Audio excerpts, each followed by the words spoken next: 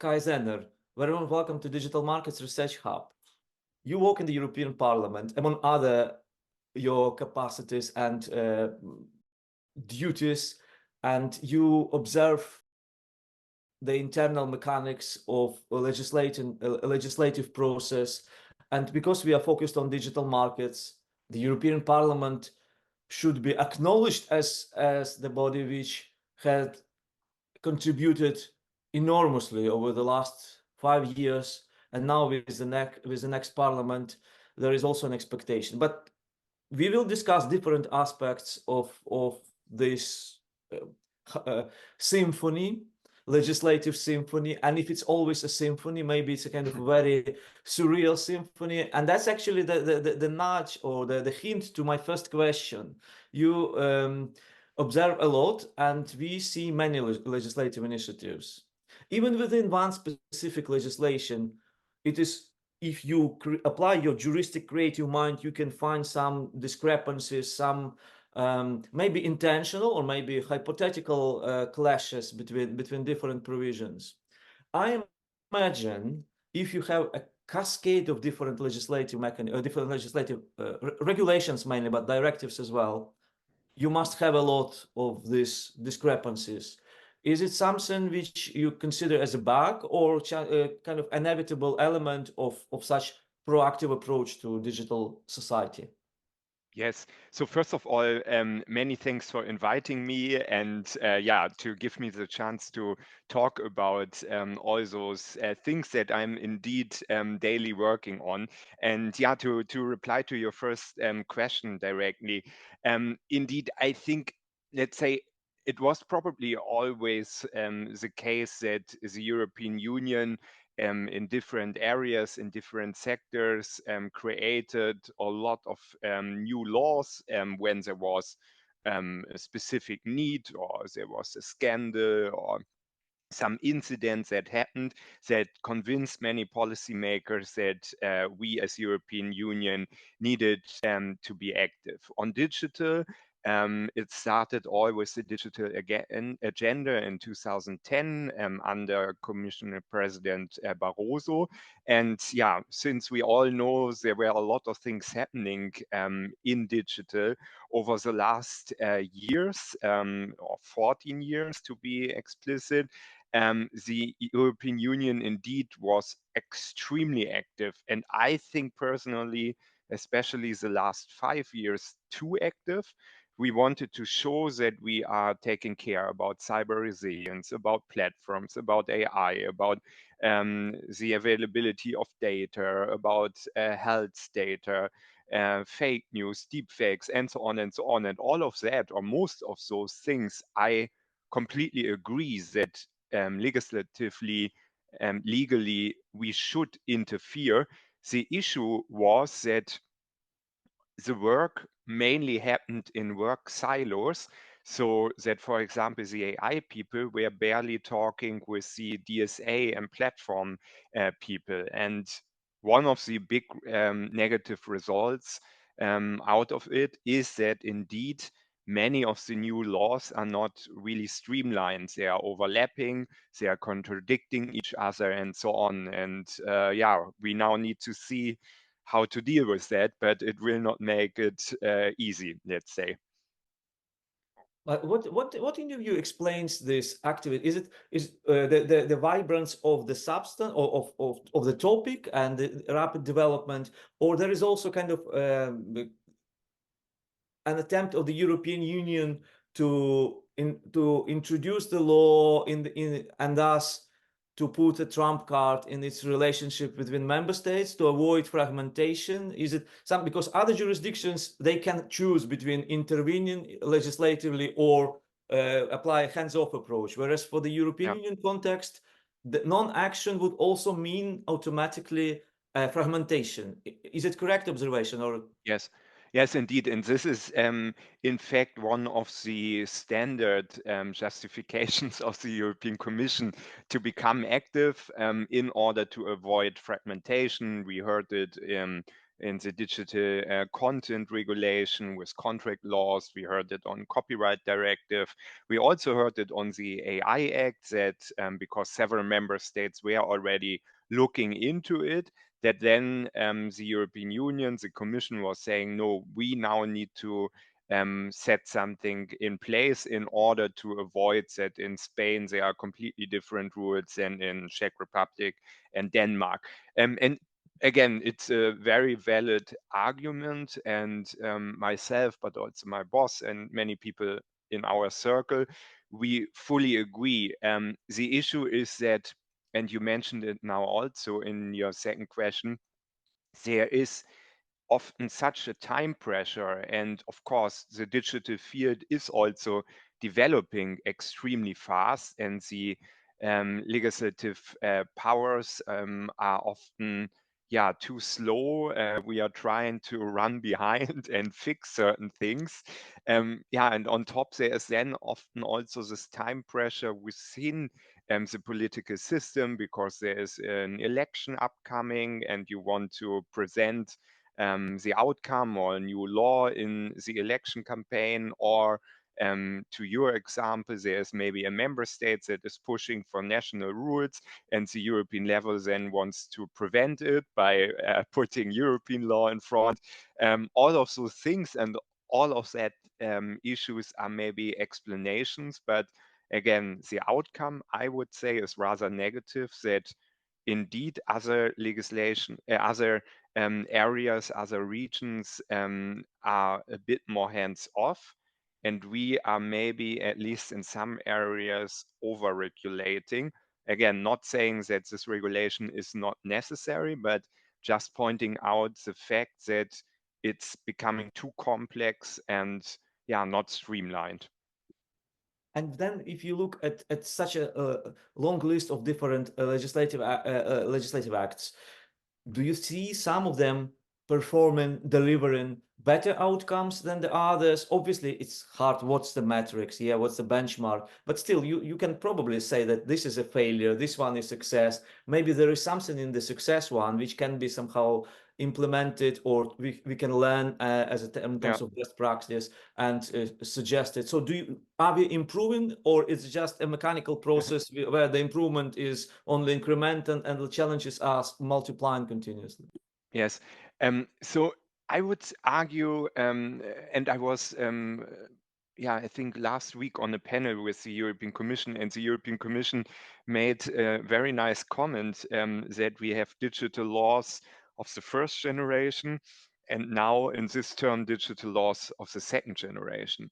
I like this kind of image, because indeed in this legislative term from 19 to 24, we tried out new approaches, like for example in the Digital Services Act, this two-layer approach that we have rules, e-commerce rules for everyone, but for very large online platforms, we have a specific set of rules because of their impact and so on and so on.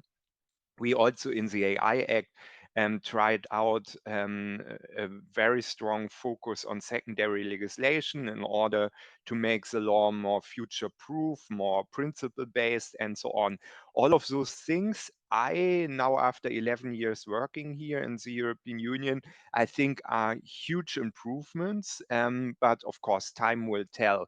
In general, to your question about which law can be considered good and which not, things like AI Act and DSA are partially not even implemented. So we need to wait if our good ideas and maybe also our bad ideas, how they will play out.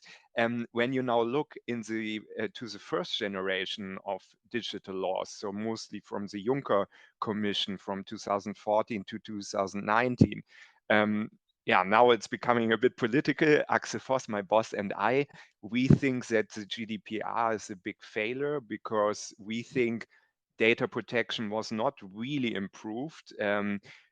Basically, there are some big cases against big companies, but let's say if you really look comprehensively on the privacy level, there is maybe here and there some advance, but in general terms, we don't feel that it's really so good. Maybe one positive example that I would single out is e-IDAS. It's a little bit unknown for many people outside the digital circles, but e-IDAS with the e-ID, which was now also being updated, I really like. And yeah, here in Brussels or in Belgium, you have, for example, It's Me, an app where you can log into your insurance, to your bank, to your commune. You can do your tax returns and those things. And yeah, my feeling is that that file was really helping us to digitalize our society, our administration, and so on. And maybe a final sentence, your question underlines how important it is to do post how do you say, post implementation evaluations. So really take your time and check if a law that was being implemented 3, 4, 5 years ago is achieving the policy goals that we set. Often nowadays there's not a lot of energy being spent at this last circle of the better regulation policy cycle, even though it's super important, because without this in-depth assessment, you don't really know if an update is necessary, if there are still legal gaps, and so on. And this actually reflects the very spirit of European integration, where it's kind of learning by doing, it's continuous Indeed. evolution, and thus the institution of European Parliament, starting as a parliamentary assembly at the beginning, it continuously evolves, and maybe this kind of broader strategic kind of supervision and maybe some control over the performance of the legislation in the area of digital society would be a natural next step for its further Yes. engagement in shaping European nation or European economy, pan-European entity, whatever. Yeah, and so maybe the next question about the how we do it is related to your recent discussion on LinkedIn, where you have offered a very kind of vivid and very engaged, because many people have reflected with the comments, um, observation about the role. It's a more technical kind of question about the role of recitals in particularly as far as regulation is concerned, where Yeah. so what is their role? We know from juristic point of view that they informative, very helpful, and they have quasi legal, quasi binding effect in conjunction with articles, but there is also broader kind of societal role and problems as well. Yeah. No, indeed. So with the AI Act, from the beginning, I'm trying to to help especially smaller players to better understand EU policy making, to get engaged, to be able to monitor what is happening here in Brussels and so on. And yeah, this upload that I did, or this document on recital, was basically just one of my many activities that you can summarize under trying to make EU laws more transparent, more accessible, and so on. And I really believe in this. This became kind of a hobby, or I don't know, really something I strongly believe in. When it comes to recitals, they are indeed a little bit tricky. As you said, they are non-binding, but for example, courts or enforcement bodies, but also in other situations, they are of course taken strongly into account when you are trying to interpretate the law, especially the articles, and so on and so on. So they are not nothing. During the negotiations, however, they are really seen as I don't want to sound too strong on it, but Mm, not maybe a little bit like a dumb place. So you put just something that is not good enough for the articles in a recital, and especially when you are trying to do compromises on a very disputed topic where, for example, political groups cannot agree, then basically the easiest way out is always, okay, let's put it in a recital, there it doesn't hurt. Well, first of all, it hurts even there because, as we just discussed, a recital is not nothing, it has an effect. And secondly, because of that, often the recitals do not really make sense. You see that it's basically just a combination of different ideas. It's maybe sometimes even contradicting the legal text in the articles and so on. And yeah, therefore, it's often extremely difficult for people outside the EU institutions to really understand and to yeah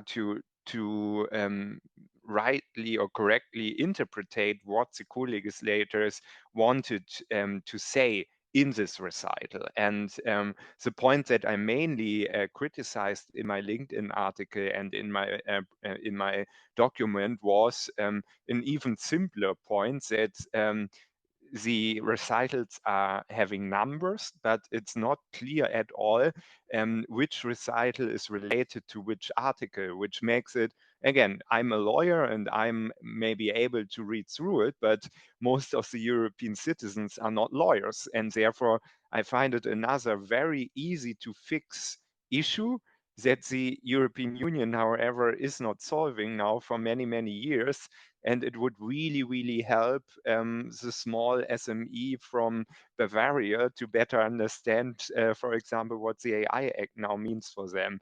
I hope that I started there another debate, and hopefully someday it will lead to a change. And this latest point is probably the least controversial. You can try to how to problematize it, and you can see Yeah, maybe some hypothetical challenges, but it's so uncontroversially obvious. But exactly. once you articulate it, it becomes obvious. Yeah. Another Exactly. your initiative, which generated a lot of interest by commentators and stakeholders, is your Blue Wall, European Digital Regulation project. Yes. Please tell us more. Yes. Yeah, actually, this project started, I think even in 2019, in 2020. Back then, I was around 4 or 5 years in Brussels, and yeah, already working for most of the time in the digital sector. But basically, I heard always a lot of laws, and I forgot them also again and again, and somehow I didn't really feel comfortable, and yeah, didn't have that strong confidence when I was at events and so on, because constantly people were coming to me saying, yeah, didn't you see this and that law? And again, I didn't hear those names at all before. And then I made a lot of research, but didn't really find overviews of digital laws. There were some, but they were rather limited to only small areas like cybersecurity or data and so on, but nothing really all on everything digital policy related. So I called the European Commission, DG Connect, and asked quite a lot of people. They are very high level, but also mid-level. And they told me that, well, informally, they told me that they lost count, as they also don't know right now what is out there, because it's not only DG Connect, but DG Home, DG Grow, and so on. And between those different departments in the Commission, apparently, back to our first point that we discussed, there's a lot of silo thinking and working, and a strong lack of coordination. And yeah, after I heard this rather negative response, and this is a little bit my character, I was thinking, okay, then I'm doing it myself. And I took those, let's say, limited works that I found from researchers, put them all together, and extended it to basically every digital sector that I knew of. And after I did it, I think for 1 year by myself, I teamed then up with the Brussels-based think tank Bruegel. And I think now from 22 or from early 23, we are basically publishing this overview every 4 months and updating it and so on. And right now, I think we have 116 digital laws from the European level. And if I'm not mistaken, we have now 87 digital enforcement and governance mechanism, from agencies to independent bodies to networks, on all of them overlapping, contradicting, and so on. So there's a lot to do to kind of streamline it and improve, let's say, all those different actors that are working on very important things but are often not really coordinated. It would be interesting to see in the development of this project how often these sleeping provisions of EU digital law of the first generation or the second one are being problematized and instrumentalized in the courtroom by mainly by Yes. defendants. If there are some discrepancy, and you said that there are many, obviously, with such a Yeah, avalanche of legislation adopted by different people in different with different vision and priorities and etc. And even terminologically, I imagine. So there would be a huge room for somehow to weaponize specific aspects. Well, that's the lawyer's job, I imagine, anyway. indeed. Just to jump in on it, and yeah, again, I'm working for the EPP, so the conservative group, and of course we are rather close to industry and companies and so on. But indeed, what you are saying, and also because of the background of your hub and the focus on competition, I also see it as a huge competition problem because, as you said, for a very large tech company, it's extremely easy to defend themselves um, on basically all potential matters, because they can always say, okay, look, maybe we violated e-privacy and GDPR, but actually we were allowed to do what we are doing because of digital advertisement regulation and whatever, NIS2, or I don't know, hypothetical example.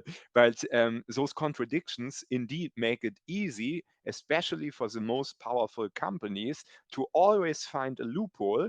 And with those loopholes, they can, to the worst case, in the worst case, succeed in front of court and completely reject the proceeding against them.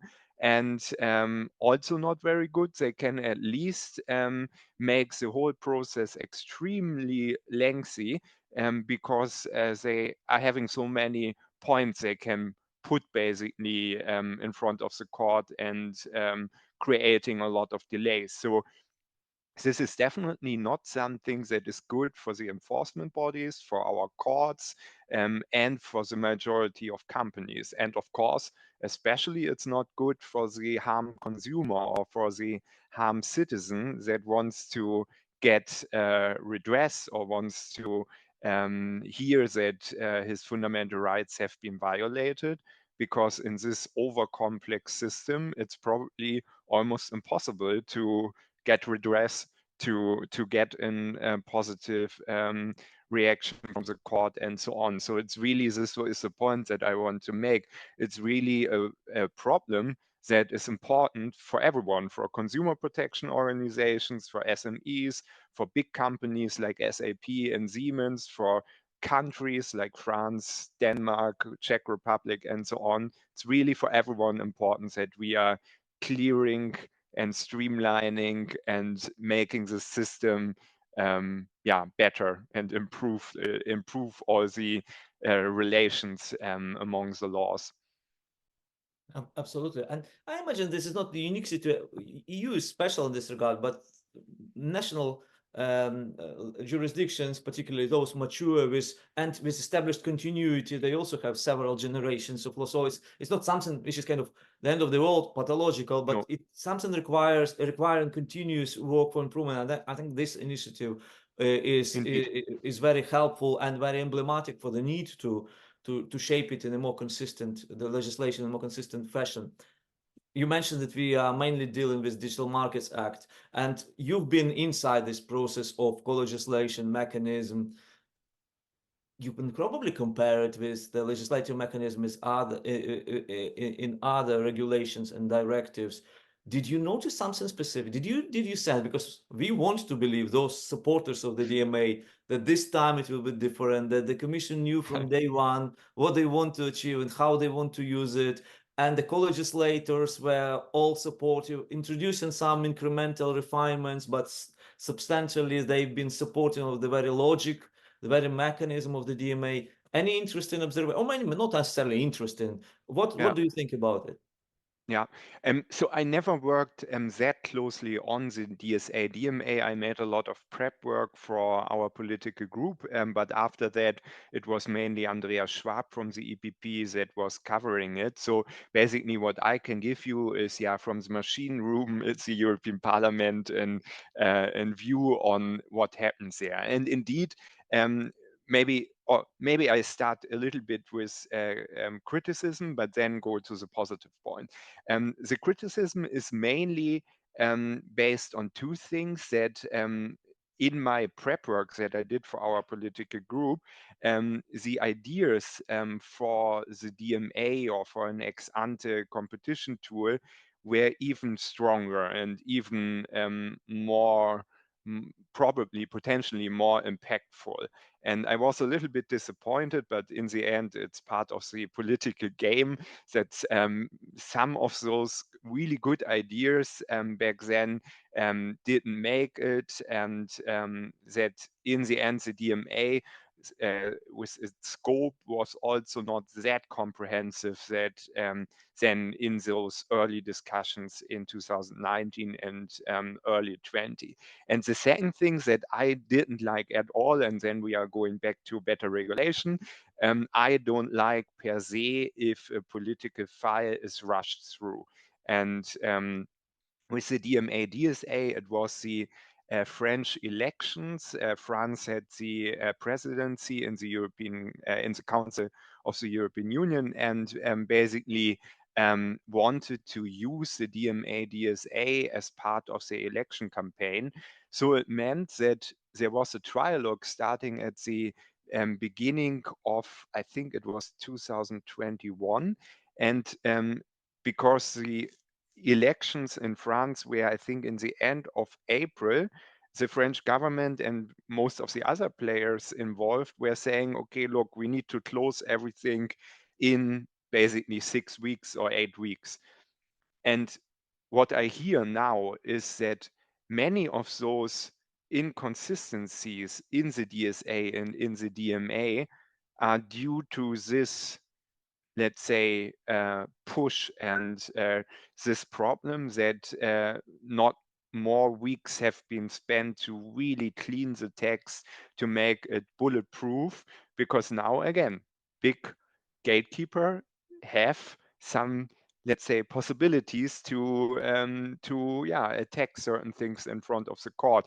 And again, it was an easily to avoid mistake. And in the end, it was basically the national interest of France and a few other players that are the reason why it was not discussed for 3 months more or 4 months more.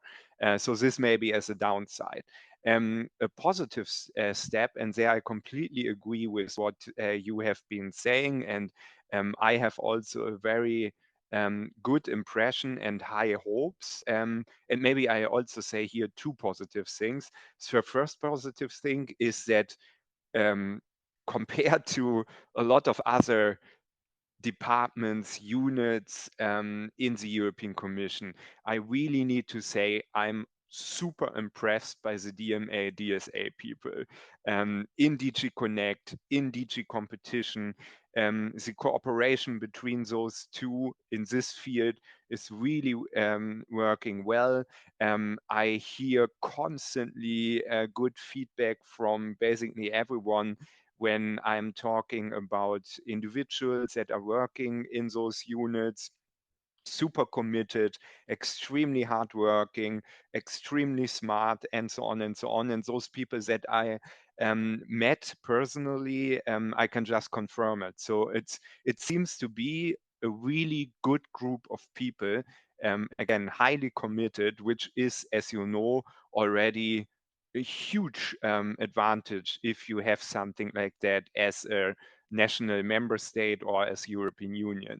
And the second thing is, and we discussed it already a little bit, that indeed the DMA and the DSA are um, yeah, a strong element of this second generation of digital law. And I really like this approach that we are taking market concentration into account when we are doing regulation.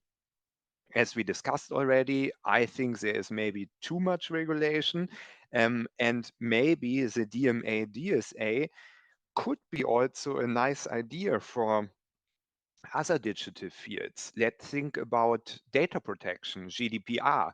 Does it not maybe make sense also to have there a risk-based, fully risk-based approach combined with a two-tier approach that maybe large online platforms that are particularly affecting privacy rights of citizens need to fully implement GDPR, while let's say sport clubs or minor SMEs or micro companies like a bakery and so on, maybe they don't need to fulfill everything in the GDPR, because yeah, it's also not that strongly affecting fundamental rights, and in particular the fundamental right to privacy. So I think especially this two-tier approach that you find in the DSA and this focus in the DMA on yeah, on digital gatekeepers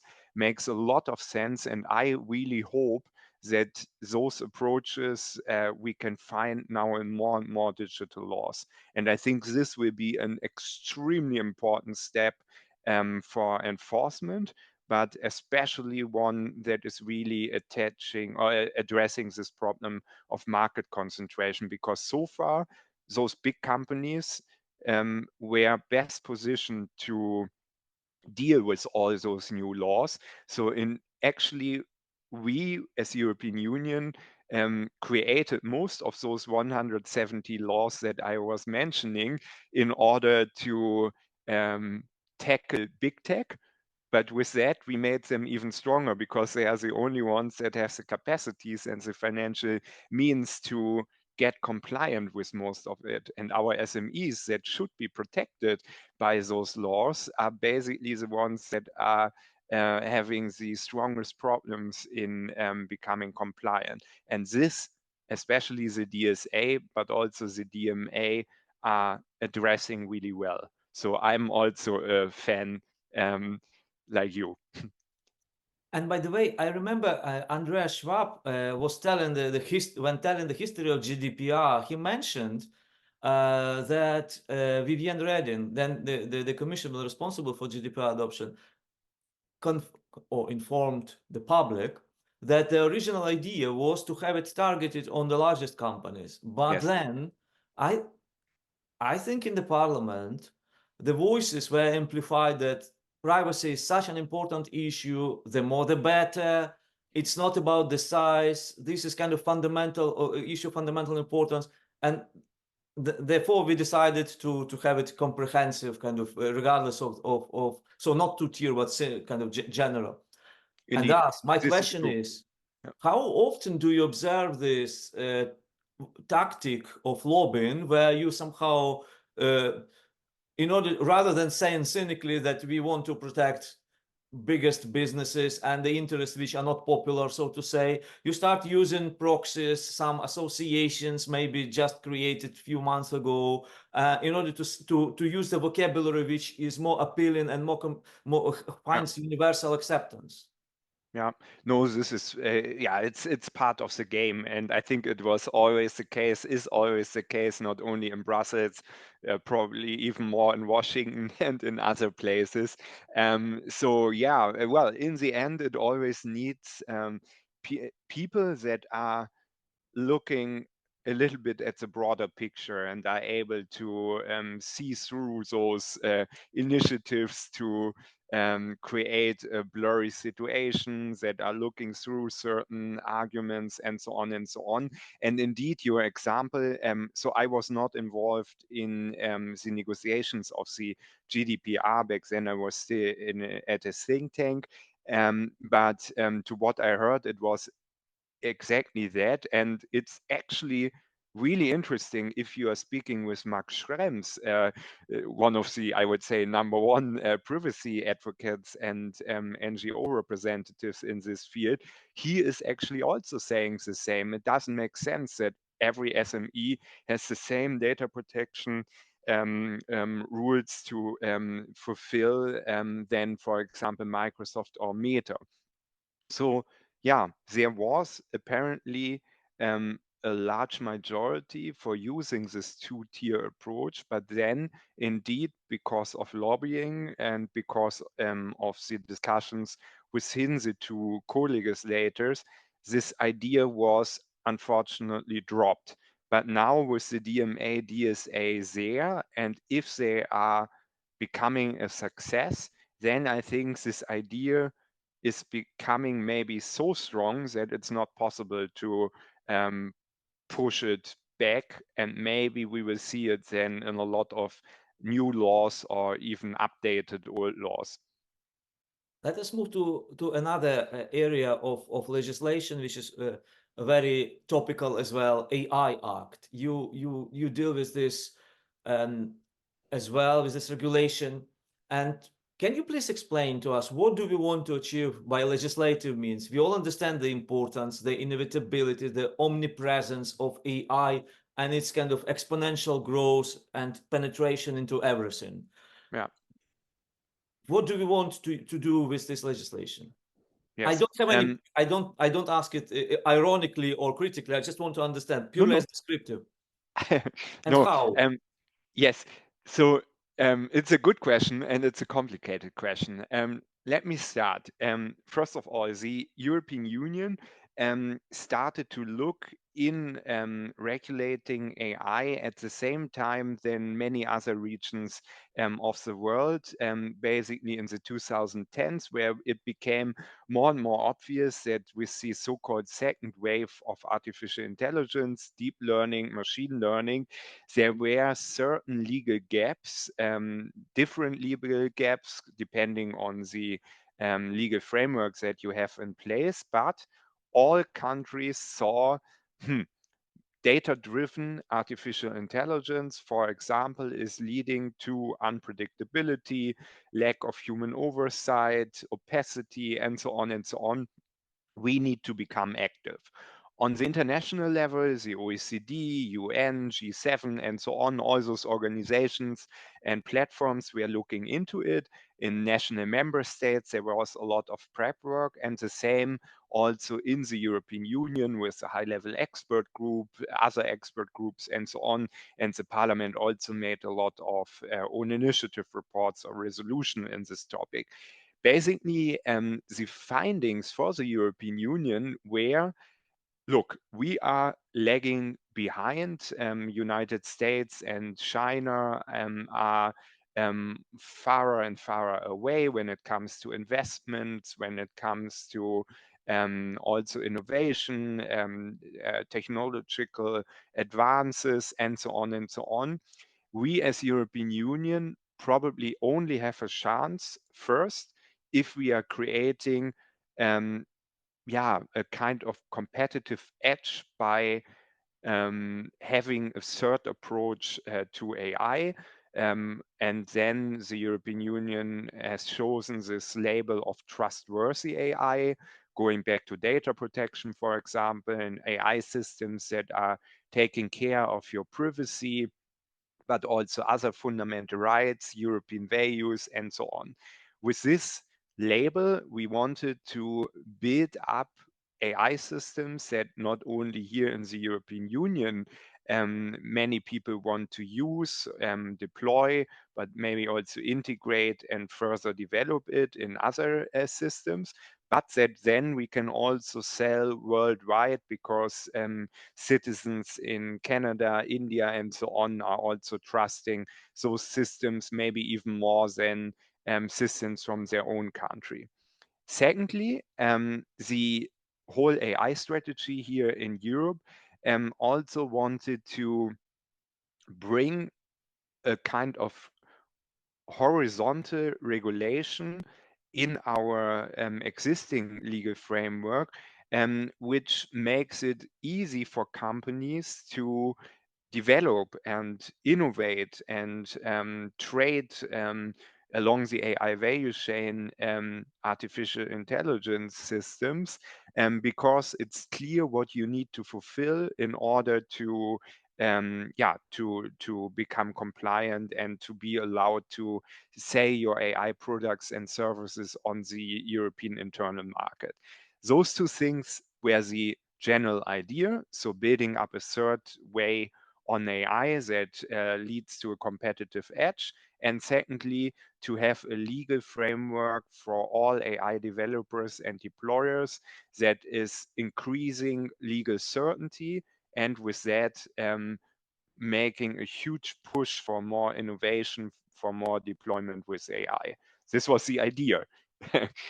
The reality, unfortunately, and now we are coming back to several criticisms that I have raised already, is that unfortunately also in the AI Act, there was such a strong push at the very end to close the file in front of the European election that we were not able to finish the law in every aspect in a way that we would like to do it, meaning that several discussions were basically completely interrupted, and the political leadership was just saying, okay, now we have a deal, even though the text was not ready yet. And the result is that now basically this big ambition of creating legal certainty is probably not the case. It's probably the opposite, that the AI Act will create a lot of legal uncertainty, because if you read the text, it's extremely vague. It's not clear at all how to fulfill certain obligations that the AI Act is giving you as an AI developer. And everything depends now on the so-called secondary legislation, with which we wanted to make the AI Act future-proof. But let's say all those delegated acts, implementing acts, guidelines, templates, benchmarks, and so on, also standards, need to be extremely well designed in order to adequately complement the AI Act. Without those, Axel, so my boss, and I are very, very afraid that the AI Act will actually be a huge stumbling point for our AI community, and will maybe even lead to a situation that even more AI companies are leaving the European Union, because it's impossible for them to develop and to sell their AI products and services here. So right now, we see the AI Act with very mixed feelings. There are some positive parts in it. We believe in those two conceptual ideas behind the AI Act that I was summarizing, but the legal outcome we don't like. And going back to my first point, better regulation and the AI Act are really not fitting. So I think the AI Act is one of the clearest example that we need to go back to better regulation principles, because they have been largely ignored in this file. My next question is a little bit broad. You participate in your capacity, you communicate continuously with businesses as well. You have European businesses of different size, SMEs, but also larger companies with more ambitious kind of agenda in terms of taking up their leading role in the global digital supply chain, not necessarily digital, in the global trade, etc. So I wanted to ask, my question is descriptive and more normative. So descriptive part, what is your view? What is your sense, not relying on data, but rather your vision about the role of European markets in the global digital environment? Are we getting more prominent role? Are we more dynamic? and more fit for these new continuously growing opportunities and challenges, or the momentum is elsewhere? So that's kind of a descriptive part. And then the prescriptive one is, if we see the room for legislation to improve the conditions for European digital markets, do we have to invent more kind of, do we have to combine this support with connecting it with kind of ethically, let us do it in a European way? We will not be, if we do a search engine, we will be promising planting trees on Amazon somewhere, or we will be privacy kind of neutral. Do we have to be to develop something equilibristic, or rather maybe we have just to copy the models which function well in the United States, and maybe help somehow in a more pragmatic, cynical, less aesthetically and ethically acceptable to most of us fashion? So these two parts would be interesting to hear your views. Yeah. So first of all, I'm sticking very closely to the lines that the European Parliament took with the AIDA Special Committee on AI and Digital Agenda, where we underlined that, let's say digital economy is taking place mostly outside the European Union. There are still some leading companies within the European Union, a lot of very interesting startups. We are really not doing that good right now. And I think many studies are indicating basically the same. The second part of your question is, in my personal opinion, answered how to respond on it. I don't think we should do what the Americans are doing, or what the Israelis are doing, or what the Chinese are doing, or other countries, because every country has its own history, own approaches, own ethical background, and so on and so on. What is making us strong? It's things like privacy, our ethical frameworks, also innovation out of the box, a lot of SMEs in Germany especially, also our knowledge in machinery, in robotics, and so on. So it's, for me, it's so obvious, and unfortunately it's even in all the commission papers, but we are not implementing it. And this is something that's making me so angry.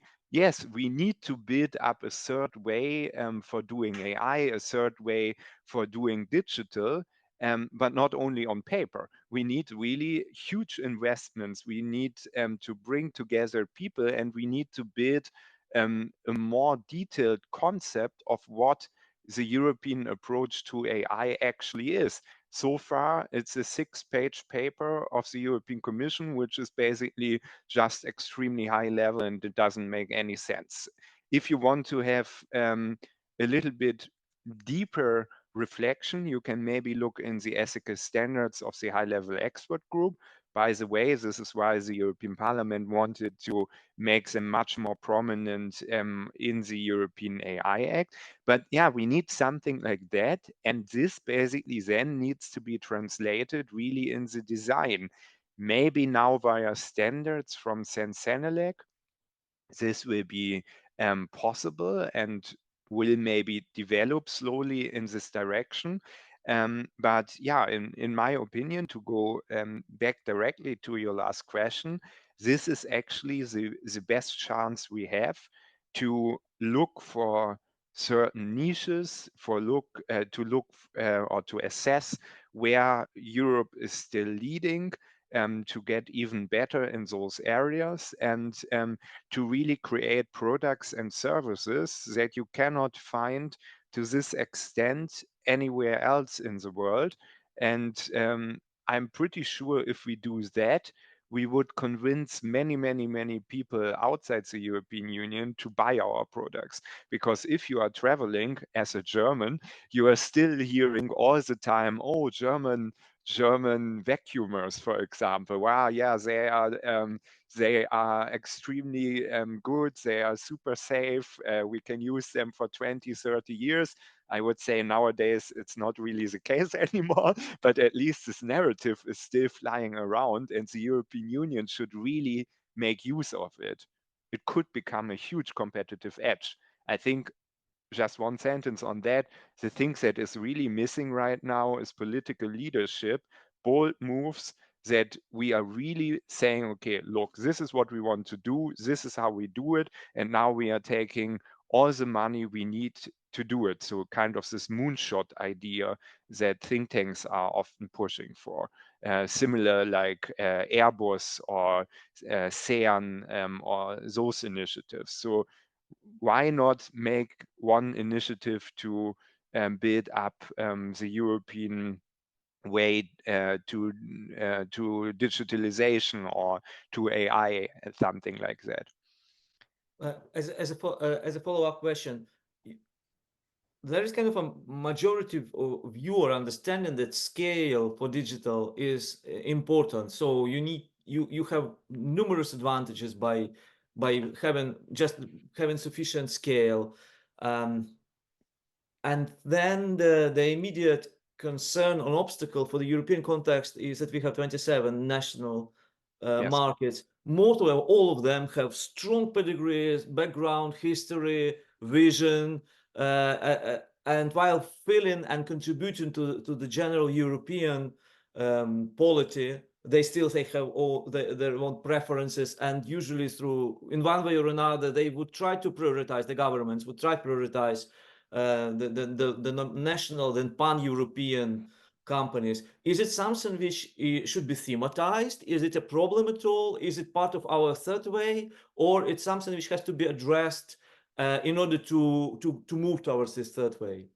Yeah, no, definitely. So I was now, yeah, focusing a little bit here on the European level or to Brussels only. But indeed, just to give you one example, in the early time of AI strategy in Europe, there was this idea to create a European lighthouse for AI, so similar something to CERN or blah blah blah. And well, it started already extremely bad because the budget from the European Commission for this lighthouse was 800,000 euros. For 800,000 euros, you cannot buy anything related, which is important for creating the leading thing, not even a computer for the back office or something like this. But anyway, the main issue was actually that, of course, this was maybe just the initial funding, and probably the Commission has hoped that member states would jump in this project, would heavily invest, and so on. But what we saw that especially the big countries like Germany and France and so on, and Spain, they were all saying, no, no, we do our own projects. And actually, the AI Lighthouse had this huge problem that every member state was saying, well, we are not, we are only becoming active here if the lighthouse is located or headquartered in our country. Yeah, and this is kind of the death of this program. And this happens non-stop, that countries are still, my boss is always saying it, he's always saying we need to think as one union. It sounds very yeah, very clear, but it's still not the case. Every a member state, except maybe the smallest ones, are still thinking mainly because of national interests, and they are not thinking, okay, if this lighthouse is located in Portugal, this is also beneficial for us because we will be able to send there our experts. They will learn a lot. Maybe we can also benefit by building up a startup hub close by where we can send our startups and so on. So you should really have more this bigger picture narratives now. But unfortunately, national member states, national governments are still living several decades ago where it was okay to focus just on the national borders, basically, and everything that is in between. Okay, let us close then our conversation before moving to the recommendations to students, which is tradition, Yeah. with the question of kind of legal or legislative sociology. What is your observing it from the inside, from machine room, as you said? Um, what is the role of subjectivity of the butterfly effect in how systemic the process is? How much is dependent? It depends on the role of let's say rapporteur or who is what you said election that was kind of Yeah. already somehow alluding to the answer to your question, but is it something which is improvable, or is it just that's how things are everywhere in the world? Yeah, I think it's a little bit the latter, that it's basically everywhere kind of the same. It's as a student, so when I was a student, also in the UK for some time, you always have this impression, yeah, this big machine of the European Union, a lot of actors, and so on and so on. If you are working inside the European Union, you are realizing, well, in the end, it's an extremely small group of people who are making extremely important decisions, and not all of those people are really aware of the, let's say, the magnitude of their activities. And let's say, I think more people should be extremely humble and thinking that they are basically now representing 450 million citizens, also as an assistant or as an advisor and so on. Many people are pretending it's just a usual job, and I think you need to be extremely careful in what you are doing here. But anyway, to answer more clearly your question, indeed, in many files, it's extremely important what the rapporteur is doing, how he or she is thinking, if he or she is willing to meet with civil society, with a lot of different stakeholders, trying to really get a broad picture in the end. Really, if he or she is believing in sound policy making, and also capable of pushing back. You were mentioning it, some lobby initiatives, maybe from big tech corporations, from non-democratic governments outside the European Union, and so on and so on. There are so many actors that are trying to hijack the policy process, that a co-rapporteur or a rapporteur, that the council presidency and the commission is facing, and all three of them need to be extremely confident, stable, sharp-minded, and, well, also should have the heart at the right place, let's say, in order to go through this process. And unfortunately, it's often the case that if only one or two people in the small circle have maybe not the best intentions or do not really care that much about it, then the whole house can collide. No? So it's, yeah, but I think it's a kind of problem of political systems, not only of democracies. It's basically, even in non-democratic systems, the issue that in such a complex world, it's in the end often really a small circle of people that is making the shots. And if it's only a small circle of people, the possibility to interfere and to hijack this process is, of course, much higher. Absolutely.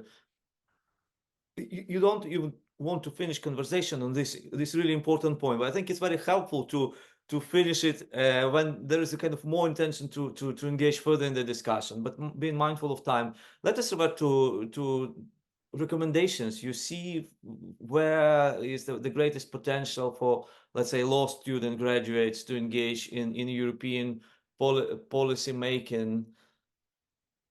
Yes, because of what we were discussing at the very beginning, the European Union created hundreds of laws, and 117 of digital laws. So actually, I think for the near future at least, so especially as young professional, if you just did your master's or bachelor's and want to work, um, the possibility to get easy and fast a job is right now probably rather high, especially if you are focusing on compliance. So things like law firms, consultancies, think tanks, maybe also NGOs that are looking in compliance and so on. And of course, even the regulators, notified bodies, notified authorities, enforcement authorities, the European Commission, and so on, in order to make sense of a system with 170 laws and 85 enforcement mechanisms, you need a lot of people. So probably it will become an extremely broad machine where people that have a little bit of a comprehensive systemic overview of everything out there will have very, very good and high chances to get an extremely interesting job. So if you are interested in policy making, in enforcement, compliance, and so on, I think especially in the digital field, but also in sustainability, Green Deal, it's basically now almost golden time because there's just so much that a lot of people are being needed. And otherwise, yeah, well, policy making here in the EU institutions also needs a lot of good people, but the same for OECD, for United Nations and other international organizations.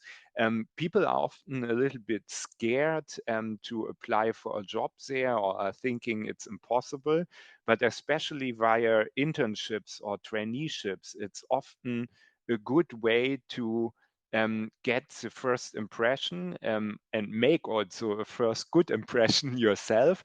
And then you are often, once you are in, you are hearing very fast about new jobs, about other possibilities and so on. And then the chances are quite high to immediately after your traineeship to get a full-time job. So this basically if you really want to go in the machine room of policy making. But even if you want to stay outside, as I said, I think there will be a lot of opportunities in the next years. That's very helpful indeed. Kai Zenner, thank you very much indeed for this really informative and sincere conversation. Pleasure. Thank you.